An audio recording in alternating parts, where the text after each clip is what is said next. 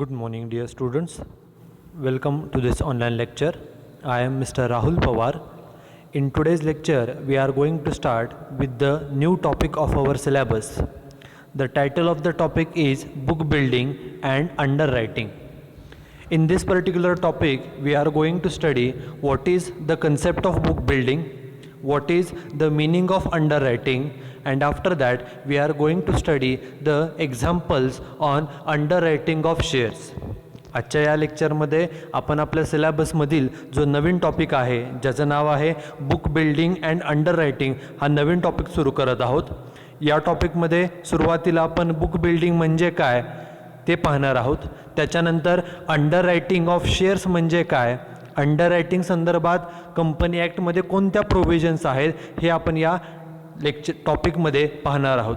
आणि सर्वात शेवटी अंडररायटिंग ऑफ शेअर्स हे कशा पद्धतीने केलं जातं, त्याचं अकाउंटिंग कसं केलं जातं याचे एक्झाम्पल देखील आपण या टॉपिकमध्ये शिकणार आहोत. In this particular lecture, first we are going to study what is the meaning of book building. After that, we are going to study what is the process of book building.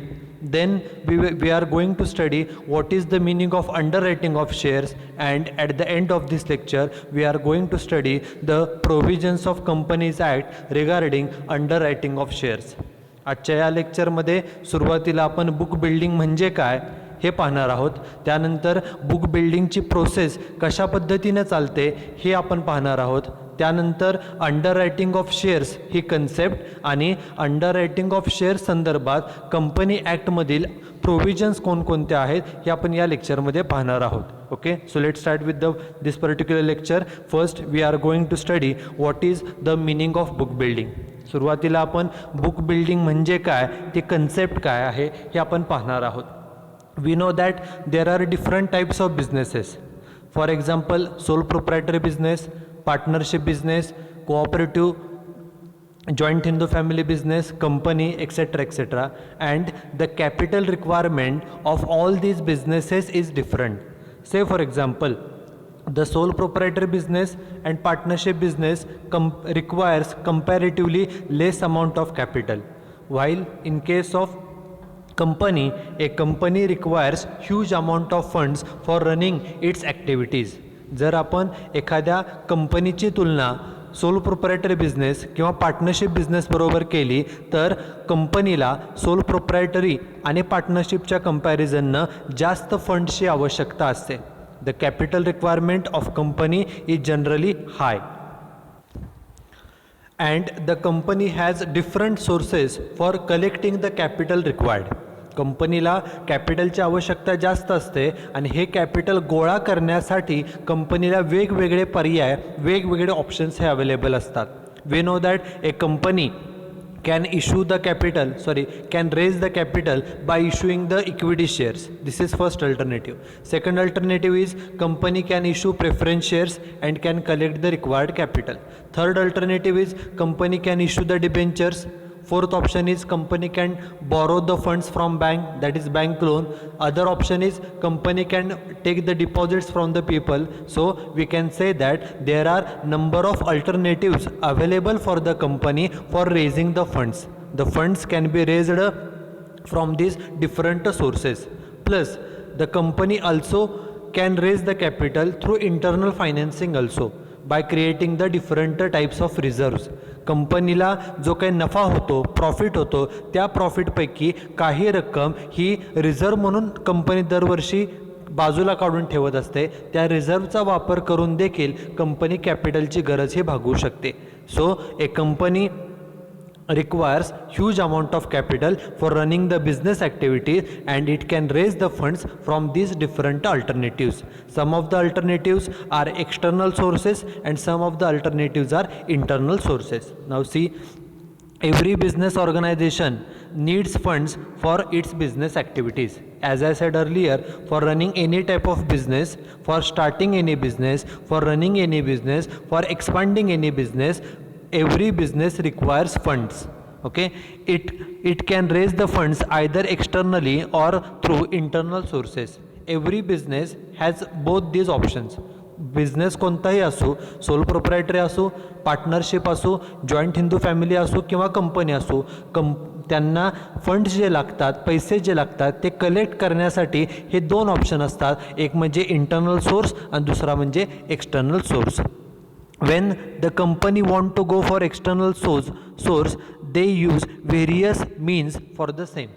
मगाशी सांगितल्याप्रमाणे की when a company has to raise the capital, company has different alternatives like issue of equity shares, second issue of preference shares, third issue of debentures, fourth bank loan, fifth deposits, etc., etc. All these are the external sources. Out of these sources, out of these options, the most popular option to raise the capital is to issue the equity shares or to issue the shares. हे जे काही सर्व पर्याय उपलब्ध आहेत capital गोळा करण्यासाठी, या पर्यायांपैकी सर्वात पॉप्युलर आणि जास्त वापरला जाणारा कोणता जर सोर्स असेल तर तो असतो तो म्हणजे इश्यू ऑफ शेअर्स. शेअर्स विकून कॅपिटल गोळा करणे it is one of the most popular source of raising the capital. And we know that the shares, whether it is equity share or preference shares, the shares can be issued at par. Secondly, it can be issued at premium and it can be issued at discount. जे shares असतात, से for example एखादा share 100 रुपयाचा असेल, तो जर share 100चा share 100लाच आपण issue केला तर आपण म्हणतो की it is issued at a par. When the share is issued at the face value, शेअरची जी मूळ किंमत आहे, फेस व्हॅल्यू आहे, त्याच किमतीला जर तो शेअर विकला तर त्याला इश्यूड ॲट पार असं म्हटलं जातं. Take another example, suppose a share of ₹100 is issued for ₹120. 100 रुपयाचा शेअर जर 120 रुपयाला विकला, जादा किमतीला विकला, तर it is said to be issued at a premium. When a share is issued at a higher price than the face value, शेअरची मूळ किंमत किती आहे 100, तो शेअर कितीला विकला, मूळ किमतीपेक्षा फेस व्हॅल्यूपेक्षा जास्त किमतीला, ती जी जादाची किंमत आहे 100 रुपयाचं शेअर 120 रुपयाला विकला, म्हणजे 20 रुपये जे जादाचे आहेत त्याला प्रीमियम असं म्हटलं जातं. So it is said to be issued at a premium. And third alternative is, suppose a share of ₹100 is issued for ₹90.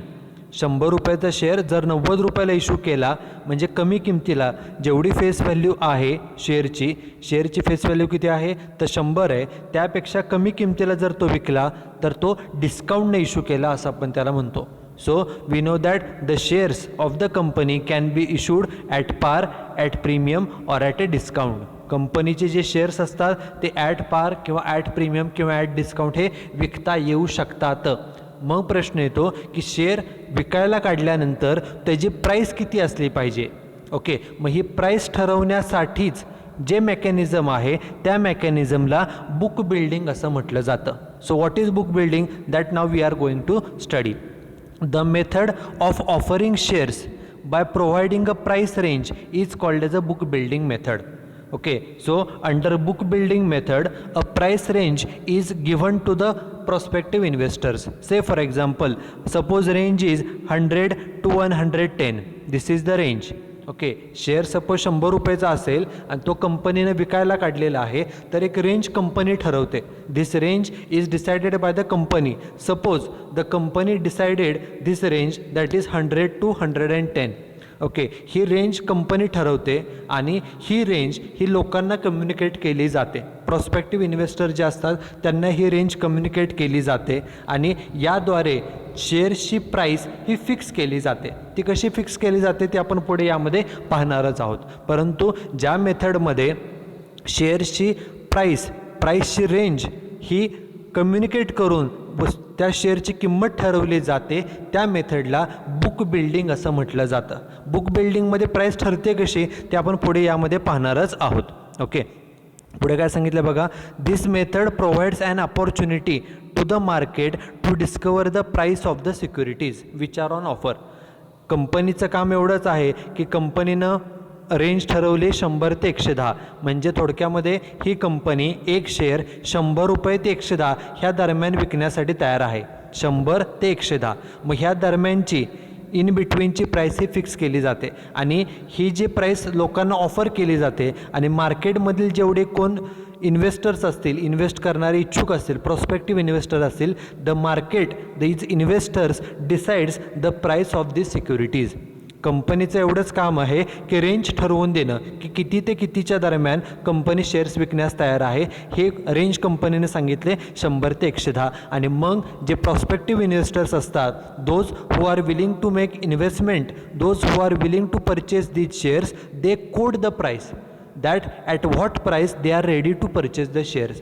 कंपनीनं सांगितलं आहे 100 ते 110 या दरम्यान आम्ही शेअर्स विकायला तयार आहे, बरोबर. आता ज्या लोकांना शेअर्स खरेदी करायचे आहेत ती लोक त्या शेअर्ससाठी बीड लावतात. बीड म्हणजे बोली लावणे. ते सांगतात की आम्ही 104 रुपयाला खरेदी करू, एक म्हणेल 106 रुपयाला खरेदी करेन, एक म्हणेल 105 रुपयाला. मग ही जी बोली लावली जाते ही ह्या रेंजमधली लावायची असते, जे रेंज कंपनीने डिसाईड केलेली आहे. ओके. आणि बोली लावून मग त्या शेअरची फायनल प्राईस ठरते. ती कशी ठरते ती आपण पुढे पाहणारच आहोत. आता बुक बिल्डिंग मेथडमध्ये काय केलं जातं बघा. Book building may be defined as, book building म्हणजे काय तर अ मेकॅनिझम. बुक बिल्डिंग ही असं एक सिस्टीम आहे, असं एक मेकॅनिझम आहे during the period for which the book for the offer is open. म्हणजे ही जी ऑफर आहे, कंपनीनं शेअर्स विकायला काढला आहे आणि कंपनीनं रेंज ठरवली 100 ते 110. ओके. ह्या रेंजमध्ये ज्या लोकांना ते शेअर्स परचेस करायचे आहेत, खरेदी करायचे आहेत, त्या लोकांना एक मुदत दिली जाते. The prospective investors are given certain fixed duration, it may be 1 week or 2 weeks, and within this period the prospective investors, those who are willing to purchase the shares, they have to submit their bid to the company. जो काही दिलेला कालावधी आहे, मग तो 1 आठवड्याचा असेल किंवा 2 आठवड्याचा असेल, त्या कालावधीमध्ये जे इन्व्हेस्टर्स आहेत ज्यांना शेअर्स खरेदी करायचे आहेत त्यांनी त्यांची बोली म्हणजे त्याला बीड प्राईस असं म्हटलं जातं, ती बीड प्राईस कंपनीकडे सबमिट करायची असते. आणि हा जो काय कालावधी आहे 1 आठवडा 2 आठवडा, ज्या कालावधीमध्ये ती बिडिंग प्रोसेस, बोली लावण्याची प्रोसेस सुरू आहे, त्या कालावधीमध्ये the bids are collected from the investors at various prices. लोकांकडून बोली लावून घेतली जाते की ते किती रुपयाला हे शेअर्स खरेदी करण्यासाठी तयार आहेत. Which are within the price band specified by the issuer. म्हणजे जो प्राईस बँड आहे म्हणजे रेंज, कंपनीनं काय ठरवलं आहे, एक शेअर 100 ते 110ला विकायचा आहे. मग ह्या 100 ते 110च्या दरम्यानची बिडिंग प्राईस, बोलीची रक्कम ही इन्व्हेस्टरने कंपनीकडे सबमिट करायची असते की ते किती रुपयाला शेअर्स घेण्यासाठी तयार आहेत. आणि ती रक्कम मात्र त्या प्राईस बँडमधली, त्या रेंजमधलीच पाहिजे 100 ते 110. आणि the process is directed towards. आणि ही जी प्रक्रिया आहे ही कशासाठी केली जाते, ह्याच्यातून काय मिळतं, towards both the institutional investors as well as retail investors. म्हणजे जी बिडिंग करण्याची पद्धत आहे किंवा जी बीड कोण करू शकतं तर कोणीही व्यक्ती, तो इंडिव्हिज्युअल असेल किंवा ती इन्स्टिट्यूशन असेल, those who are willing to purchase the shares of the company they can submit their bid. But most important thing is the bid should be within the price range decided by the company. मगाशी आपण पाहिलं आपल्या कंपनीने 100 ते 110ची range ठरवलेली आहे. या रेंजमधलीच किंमत त्या इन्व्हेस्टरला ही बोली लावावी लागते. The issue price is determined after the bid closure based on demand generated. एकदा ती बोली जी लावण्याची जी मुदत आहे, बिडिंगची प्रोसेस आहे, सपोज आठवडाभर 2 आठवडे ते बोली लावण्याचा कालावधी होता, ती तारीख संपल्यानंतर after the bidding process is over, बोली लावण्याची जी मुदत आहे, प्रक्रिया आहे, ती मुदत संपल्यानंतरच इश्यू प्राईस ही ठरवली जाते. की आपण ठरवताना सुरुवातीला ठरवलेलं 100 ते 110 ह्या रेंजमध्ये आपण शेअर्स विकण्यासाठी तयार आहोत, कंपनीने ठरवले. मग बिडिंग प्रोसेस सपोज 2 आठवड्याची आहे, ती प्रोसेस संपल्यानंतर मग त्या शेअरची इश्यू प्राईस ठरवली जाते. आणि कशानुसार ठरवली जाते, on the basis of demand generated. जी मागणी आलेली आहे लोकांकडून शेअरसाठी, त्याच्यावरून त्या शेअरची इश्यू प्राईस ही ठरवली जाते. म्हणजे शेअर 100ला विकायचा का 102 का 104 108 का 109 रुपयाला विकायचा. The issue price is decided after the bidding process is over and the issue price is fixed on the basis of demand generated from the bidding process. Bidding करत असताना किती डिमांड आलेली आहे, किती मागणी आलेली आहे, किती रुपयाला मागणी आलेली आहे, याच्यानुसार त्या शेअरची किंमत ही ठरत असते. मग प्रश्न होतो की ही इश्यू प्राईस ठरते कशी, तो पुढे सांगितलं आहे how is the price fixed. आपण जे आत्ता म्हणतो की after bidding process is over, बोली लावण्याचा जो काय कालावधी आहे तो 1 आठवडा असेल किंवा 2 आठवडा असेल, तो कालावधी संपल्यानंतर मागणीचा विचार करून शेअर्ससाठी जी मागणी आलेली आहे, बोली लावलेली आहे, त्याचा विचार करून इश्यू प्राईस ठरवली जाते. मग ती कशी ठरते तर बघा काय सांगितलं आहे, all the applications received till the last date are analysed. बोली लावण्याची जी शेवटची तारीख होती तोपर्यंतचे सर्व ॲप्लिकेशन्स जे काही बिडिंग आहे, बोली लावलेलं आहे, त्याचं ॲनालिसिस केलं जातं. And a final offer price known as cut off price is finalised. आणि जी काही डिमांड आलेली आहे, शेअरसाठी मागणी आलेली आहे, याचं ॲनालिसिस करून एक final price, final issue price ठरवली जाते. त्यालाच कट ऑफ प्राईस असं म्हटलं जातं. ओके, त्या फायनल प्राईसला कट ऑफ प्राईस असं म्हटलं जातं आणि त्या प्राईसला तो शेअर विकला जातो. पुढं काय सांगितलं आहे, द फायनल प्राईस, जी फायनल इश्यू प्राईस आहे, it is the equilibrium price or highest price at which all the shares can be sold smoothly. ही जी इश्यू प्राईस आहे किंवा ज्याला कट ऑफ प्राईस असं म्हटलं जातं, ही कट ऑफ प्राईस कोणती असते तर जी कंपनीनं रेंज दिलेली आहे 100 ते 110, यामधील जी हायेस्ट प्राईस आहे की ज्या प्राईसला कंपनी जेवढे शेअर्स विकायला काढलेले आहेत ते सर्व शेअर इझिली विकू शकते, अशा हायेस्ट प्राईसला इश्यू प्राईस किंवा कट ऑफ प्राईस असं म्हटलं जातं. कंपनीनं रेंज दिलेली आहे 100 ते 110. या रेंजमध्ये लोकांनी बिडिंग करायचे, बोली लावायची आहे. एकदा बोली लावण्याची मुदत संपली, after completion of the bidding period, बिडिंगचा पिरियड, बिडिंग प्रोसेसचा जो काय पिरियड आहे 1 आठवडा 2 आठवडे, तो कालावधी संपल्यानंतर जे काय डिमांड आलेली आहे, मागणी आलेली आहे शेअरसाठी, त्याचं ॲनालिसिस करून एक फायनल प्राईस, ज्याला इश्यू प्राईस किंवा कट ऑफ प्राईस असं आपण म्हणू शकतो, ती कट ऑफ प्राईस फायनल केली जाते. आणि ती कट ऑफ प्राईस कोणती असते तर ज्या प्राईसला, ज्या हायेस्ट प्राईसला कंपनी त्यांचे शेअर स्मूथली सर्वचं सर्व विकू शकते, त्या प्राईसला, हायेस्ट प्राईसला कट ऑफ प्राईस असं म्हटलं जातं. So the cut off price, the issue price is the highest price at which the company can sell all its issued shares smoothly. जेवढे कंपनीने शेअर्स विकायला काढलेले आहेत ते सर्व शेअर्स किती हायेस्ट प्राईसला विकले जाऊ शकतात इझिली, त्या हायेस्ट प्राईसला, जास्तीत जास्त किमतीला कट ऑफ प्राईस म्हणजे इश्यू प्राईस असं म्हटलं जातं. सपोज इश्यू प्राईस ठरली 108 रुपये, किती ठरले 108 रुपये ही इश्यू प्राईस ठरली, आणि एखादा शेअर होल्डर होता किंवा एखादा प्रॉस्पेक्टिव्ह इन्व्हेस्टर होता, त्यानं 105 रुपयाला बोली लावली असेल. त्यानं किती रुपयाला शेअर घेण्यासाठी तो तयार होता, 105 रुपयाला तयार होता, त्यानं त्यासाठी बोली लावली होती, परंतु आपली किंमत किती ठरली 108 रुपये, बरोबर. मग जर suppose if the price quoted by investor किती रुपयाला शेअर्स घ्यायला तयार आहे 105ला, आणि ती ही जी 105 प्राईस आहे, if it is less than the final price, आपण शेअर्सची फायनल प्राईस किती ठरली 108 रुपयाला शेअर्स विकायचे फायनली ठरलेलं आहे 108 रुपयाला. त्यामुळे जर एखाद्या इन्व्हेस्टरने कमी किंमत बोली लावली असेल, कमी किमतीची बोली लावली असेल, तर त्याला शेअर्स मिळणार नाहीत. Okay, he will not get the allotment. कारण का, कारण की तो 105 रुपयाला शेअर्स घ्यायला तयार आहे आणि आपली फायनल प्राईस 108 रुपये ठरलेली आहे. त्यामुळे जो कमी किमतीला शेअर्स मागतोय फायनल प्राईसपेक्षा, आपली फायनल प्राईस 108 रुपये ठरलेली आहे, म्हणजे जो 108 रुपयाला शेअर्स घ्यायला तयार आहे किंवा 108पेक्षा जादाला तयार आहे, त्यालाच आपण फक्त शेअर्स विकणार. हा 105 रुपयाला शेअर मागतोय, कमी किमतीला मागतोय, त्यामुळे त्याला शेअर्स दिले जात नाहीत.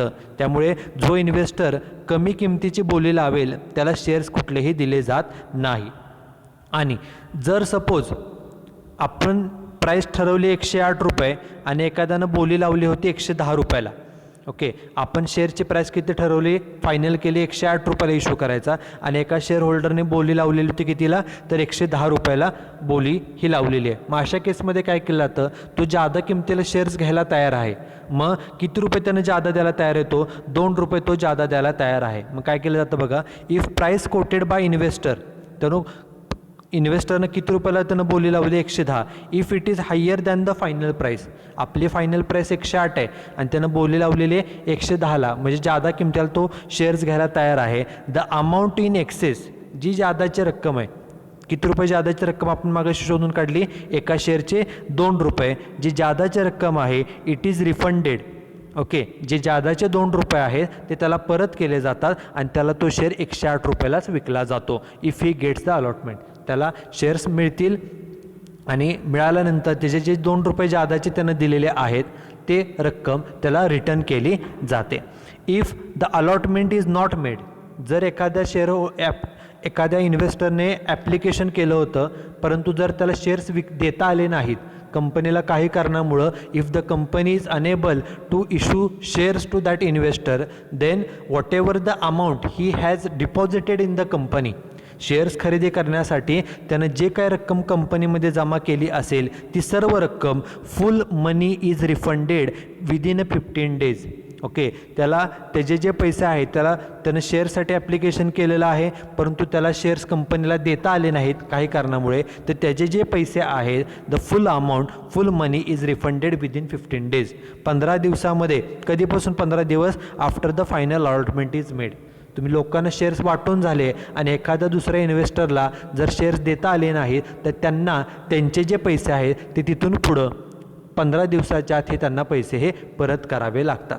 Okay, so this is the mechanism in which the final price, that is cut off price, that is issue price of shares is fixed under book building method, and this total mechanism, this total process is called as a book building method. Okay, so this is the first concept of this syllabus. Now the second concept is what is the meaning of underwriting of shares.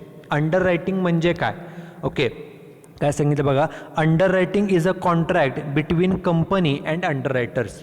पहिल्यांदा underwriting म्हणजे काय, तर underwriting is one type of a contract which is made between the 2 parties. First party is company and second party is underwriter. हे company आणि अंडररायटर ह्या दोघांमधील contract आहे. Okay, हे कॉन्ट्रॅक्ट कशासाठी केलं जातं, तर बघा, ज्या वेळेला एखाद्या company, suppose company's name is A Limited and suppose it requires a capital of ₹5 lakhs and company decides to raise this capital by issuing the equity shares. Suppose A limited नावाची company आहे, कंपनीला 5 लाख रुपये capital लागणार आहे आणि ते capital equity शेअर्सद्वारे गोळा करायचं कंपनीने ठरवलं. आता हे जे शेअर्स आहेत हे शेअर्स विकण्यासाठी, जसं मार्केटमध्ये बाजारामध्ये एखादी ॲसेट विकायची असेल, एखादी प्रॉपर्टी विकायची असेल तर त्यासाठी काही एजंट्स असतात, ते कमिशन बेसिसवरती काम करतात. सेम त्याप्रमाणे ज्या वेळेला एखाद्या कंपनीला शेअर्सद्वारे, डिबेंचर्सद्वारे पैसे गोळा करायचे असतात त्यावेळेला मार्केटमध्ये असे काही एजंट्स आहेत, ते कंपनीच्या वतीनं लोकांना शेअर्स विकण्याचं काम करतात आणि कंपनीला पैसे मिळवून देतात आणि त्या बदल्यात त्यांना कमिशन मिळतं. हे जे एजंट्स आहेत, these agents are called as a underwriters. So who is underwriter? Underwriter is an agent. Underwriter हा एजंट आहे. तो काय काम करतो, तो काय जबाबदारी घेतो? He takes the responsibility. तो कोणती जबाबदारी घेतो? To sell the shares of the company. कंपनीने जे शेअर्स इथं 5 लाखाचे विकायला काढलेले आहेत ते शेअर्स विकण्याची जबाबदारी तो एजंट घेतो आणि कंपनीचे शेअर्स विकून देतो. ओके, त्या एजंटला अंडररायटर असं म्हटलं जातं आणि हे काम केल्याबद्दल त्याला जे काही मोबदला मिळतो, he gets the remuneration in the form of underwriting commission. त्याला त्याचा कामाचा मोबदला कमिशनच्या स्वरूपात, अंडररायटिंग कमिशनच्या स्वरूपामध्ये मिळत हा असतो. ओके, काय सांगितलं बघा, an underwriter is an agent who takes the responsibility of selling the shares on behalf of the company. कंपनीच्या वतीनं तो शेअर्स विकण्याची जबाबदारी घेतो आणि हा जो अंडररायटर आहे, एजंट आहे, तो कोणीही असू शकतो. An underwriter may be an individual, he may be a partnership firm, company can work as a underwriters. एखादा इंडिव्हिज्युअल व्यक्ती, एखादी भागीदारी संस्था, एखादी कंपनी ही देखील अंडररायटर म्हणून काम करू शकते. आपण मार्केटमध्ये बघतो की जे जागेचे व्यवहार केले जातात, प्रॉपर्टीचे व्यवहार केले जातात, त्यासाठीचे जे अंडररायटर्स एजंट्स असतात ते सिंगल असतात, इंडिव्हिज्युअल व्यक्ती फक्त असतो. परंतु कंपनीचे जे शेअर्स आहेत, कंपनीचे ज्या सिक्युरिटीज आहेत त्या विकण्यासाठी जे एजंट्स असतात, ज्यांना आपण अंडररायटर्स असं म्हणतो, ते अंडररायटर एखादा इंडिव्हिज्युअल व्यक्ती देखील अंडररायटर म्हणून काम करू शकतो. एखादी पार्टनरशिप फर्म, एखादी कंपनी देखील अंडररायटर म्हणून काम करू शकते. आता हे जे अंडर रायटर आणि कंपनीमध्ये जे काय कॉन्ट्रॅक्ट केलं जातं ते कॉन्ट्रॅक्ट काय असतं बघा. In underwriting contract the underwriters that is agent takes the responsibility to sell specific number of shares on behalf of the company. Suppose आपल्या कंपनीने 5,000 शेअर्स विकायला काढले. एखादा अंडर रायटर आहे तो जर सपोज कंपनीला अप्रोच झाला आणि त्यानं सांगितलं तुम्ही 5,000 शेअर्स विकायला काढलेत, यापैकी 2,000 शेअर्स विकण्याची जबाबदारी मी घेतो. म्हणजे त्या अंडर रायटरने एजंटने 2,000 शेअर्स विकण्याची रिस्पॉन्सिबिलिटी स्वतःवरती घेतली. ओके, मग हे 2,000 शेअर्स त्या अंडर रायटरने विकायचे असतात. जर त्याने सगळे शेअर्स विकले 2,000च्या 2,000 तर त्या शेअर्सचे पैसे कंपनीलाच मिळणार आहेत. फक्त त्या अंडर रायटरचं काम आहे की जे इन्व्हेस्टर्स आहेत त्यांना कन्व्हिन्स करून कंपनीचे शेअर्स खरेदी करायला लावणे आणि ते शेअर्सचे पैसे ॲटोमॅटिक कंपनीलाच मिळणार आहेत. Okay, he gets the remuneration in the form of a under writing commission. त्या बदल्यात मोबदला जो आहे तो कमिशनच्या स्वरूपामध्ये मिळेल. आता फक्त आपल्या अंडर रायटरने 2,000 शेअर्स विकण्याची जबाबदारी घेतलेली आहे. 2,000. ओके, त्या बदल्यात त्याला रेम्युनरेशन जे मिळणार आहे ते कमिशनच्या स्वरूपात मिळणार आहे. पण सपोज 2,000 शेअर्स त्याने विकायला जबाबदारी घेतली आणि त्याला फक्त 1,800 म्हणजेच 1,800 शेअर्स विकता आले. If he is able to sell only 1,800 shares, then the remaining 200 shares, जे उर्वरित 200 शेअर्स आहेत, these remaining 200 shares have to be purchased by the underwriter. ते राहिलेले 200 शेअर स्वतः अंडर रायटरला खरेदी करावे लागतात. This is most important thing in the underwriting contract. In underwriting contract, the underwriter who is agent takes the responsibility of selling the specific number of shares. जो agent असतो, जो अंडररायटर आहे, तो ठराविक शेअर्स विकण्याची जबाबदारी घेतो. If he is unable to sell all the shares, जेवढे त्यांनी जबाबदारी घेतलेली आहे ते जर सर्व शेअर्स त्याला विकता आले नाहीत तर जे उरलेले शेअर्स आहेत, the remaining shares has to be purchased by the underwriter. ते सर्व शेअर अंडर रायटरला स्वतः खरेदी करावे लागतात. If some shares are not purchased by the public, the remaining shares have to be purchased by the underwriter. Okay, मग आता हे जे अंडर रायटिंग कॉन्ट्रॅक्ट आहे हे दोन्ही पार्टींसाठी फायदेशीर आहे. जो एजंट आहे, अंडर रायटर आहे, underwriter gets the commission for selling the shares of the company. कंपनीचे शेअर्स विकल्याबद्दल त्या अंडर रायटरला कमिशन मिळतं, त्याला तो फायदा. कंपनीला सुद्धा फायदा.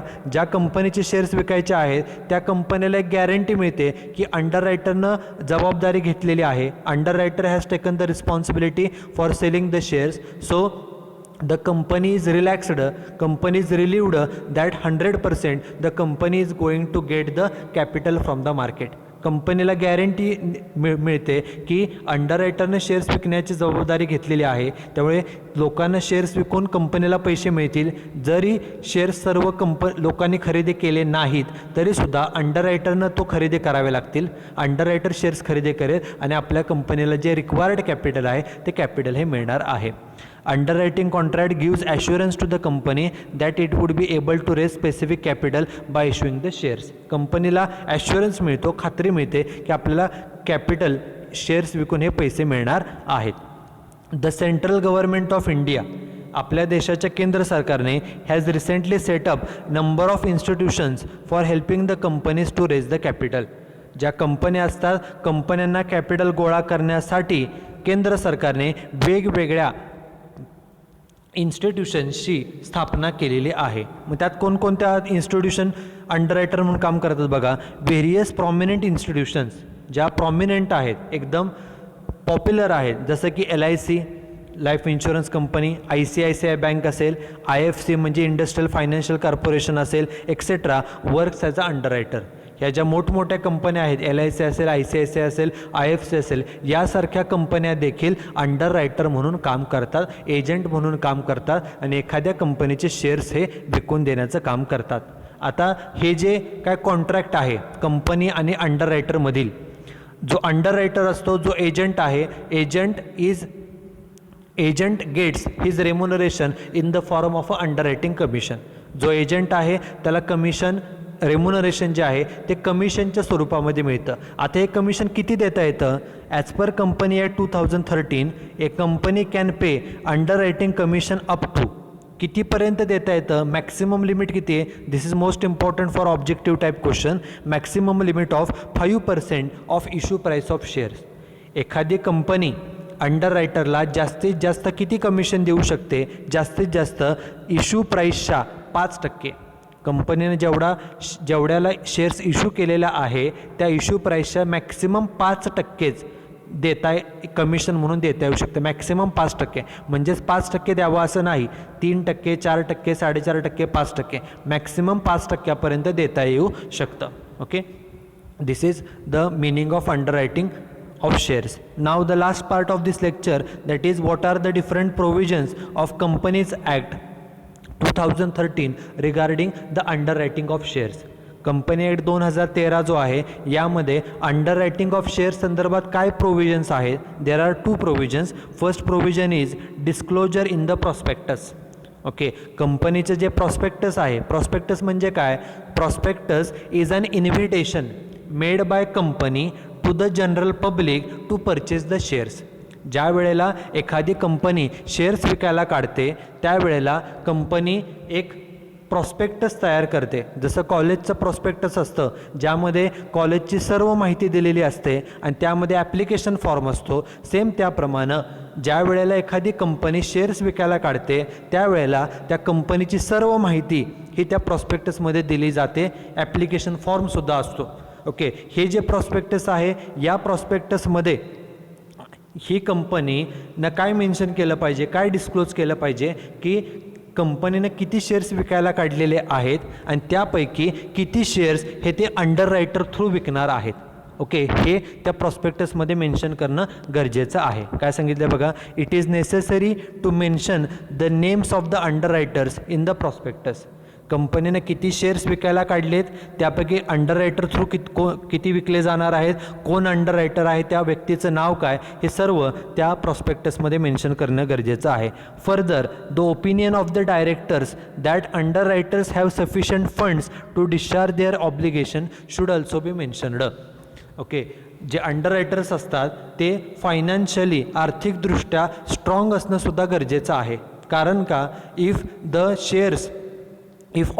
if the underwriters are unable to sell all the shares of the company. Okay, मागासचं जे उदाहरण घेतलं की 2000 शेअर्स विकण्याची जबाबदारी अंडररायटरने घेतलेली आहे, त्यापैकी जर काही शेअर्स विकता आले नाहीत, if the underwriter is unable to sell all the shares, then the remaining shares, जे उरलेले शेअर्स आहेत हे त्या अंडररायटरला स्वतः खरेदी करावे लागतात. त्यासाठी तो तेवढा फायनान्शियली स्ट्रॉंग असणं गरजेचं आहे. आणि त्या अंडररायटरची फायनान्शियल पोझिशन कशी आहे, तो फायनान्शियली तेवढा साऊंड आहे की नाही, याबद्दलचं आपल्या कंपनीचे जे डायरेक्टर्स आहेत, संचालक आहे, यांचं ओपिनियन, यांचं जे मत आहे ते सुद्धा त्या प्रॉस्पेक्टसमध्ये पब्लिश करणं, मेन्शन करणं हे सुद्धा गरजेचं आहे. त्यामुळे ज्या वेळेला एखादी company, when any company sells the shares through underwriters, then it has to mention it in the prospectus of the company. कंपनीच्या प्रॉस्पेक्टसमध्ये ते मेन्शन केलं पाहिजे. अंडररायटर्स कोण आहेत, त्यांनी किती शेअर्स विकण्याची जबाबदारी घेतलेली आहे हे मेन्शन केलं पाहिजे. प्लस त्याबरोबर ते फायनान्शियली स्ट्रॉंग आहेत की नाही याबद्दलचं जे डायरेक्टर्स आहेत त्यांचं ओपिनियनसुद्धा त्यामध्ये मेन्शन करणं गरजेचं आहे. This is first point. And second and last point is disclosure in the statutory report. Okay, जो स्टॅट्युटरी रिपोर्ट असतो कंपनीचा, स्टॅट्युटरी मीटिंगसाठी तयार केलेला, statutory meeting is the only meeting which is held only once in the lifetime of the company. कंपनीच्या लाईफटाईममध्ये, आयुष्यभरामध्ये ही meeting एकदाच होते. स्टॅट्युटरी मीटिंग जी कंपनी सुरू झाल्यानंतर 1-2 महिन्यामध्ये कंडक्ट केली जाते. त्या मीटिंगसाठी, स्टॅट्युटरी मीटिंगसाठी जो रिपोर्ट बनवला जातो, it is called as a statutory report. त्या स्टॅट्युटरी रिपोर्टमध्ये आपण आपले शेअर्स अंडररायटर थ्रू विकलेले आहेत हे मेन्शन करणं गरजेचं आहे. त्यासाठी त्यांना किती कमिशन आहे, किती दिले कमिशन, हे सुद्धा त्यामध्ये मेन्शन करावं लागतं. A brief explanation of underwriting contract should be given in the statutory report. Okay, underwriting through किती शेअर्स विकले ह्याचं एक्सप्लेनेशन त्या रिपोर्टमध्ये दिलं पाहिजे. Number of shares given to the underwriters under the contract needs to be mentioned. Underwriter through किती shares आपण विकले हे मेन्शन केलं पाहिजे. Further it is necessary to mention whether the underwriting contract was fully carried out or if it is partly carried out, the reason for the same should also be stated. त्या रिपोर्टमध्ये अंडररायटर through किती shares विकले, suppose 2000 shares अंडररायटर through विकले, त्यापैकी किती shares विकले गेले, पूर्ण विकले गेले का काहीच विकले गेले. पूर्ण विकले गेले असेल तर प्रश्न येत नाही, पण जर काही शेअर शिल्लक राहिले असतील तर त्याला कारणं कोणती हे सुद्धा त्या रिपोर्टमध्ये मेन्शन करणं गरजेचं आहे. Plus the commission payable or paid to the underwriters, shares विकल्याबद्दलचं कमिशन किती रुपये आहे, त्यापैकी किती पेड केले, किती पेड करायचे राहिले. अंडररायटरचं कमिशन, मॅनेजरचं कमिशन, डायरेक्टरचं commission should also be mentioned in the statutory report. जो स्टॅट्युटरी रिपोर्ट आहे त्यामध्ये कंपनीने किती शेअर्स विकायला काढले होते, त्यापैकी किती शेअर्स अंडररायटर थ्रू विकले, किती शेअर्स विकता आले, किती शेअर्स शिल्लक राहिले, किती कमिशन अंडररायटिंग कमिशन आहे त्यापैकी दिलं किती, द्यायचं किती राहिले. All this things have to be mentioned in the statutory report of the company. These are the provisions of Companies Act 2013 relating to the underwriting contract. Okay, in this particular lecture, first we studied what is the meaning of book building. After that we studied the process of book building. Then we started with the point what is the meaning of underwriting of shares. After that we studied the provisions of Companies Act regarding the underwriting of shares.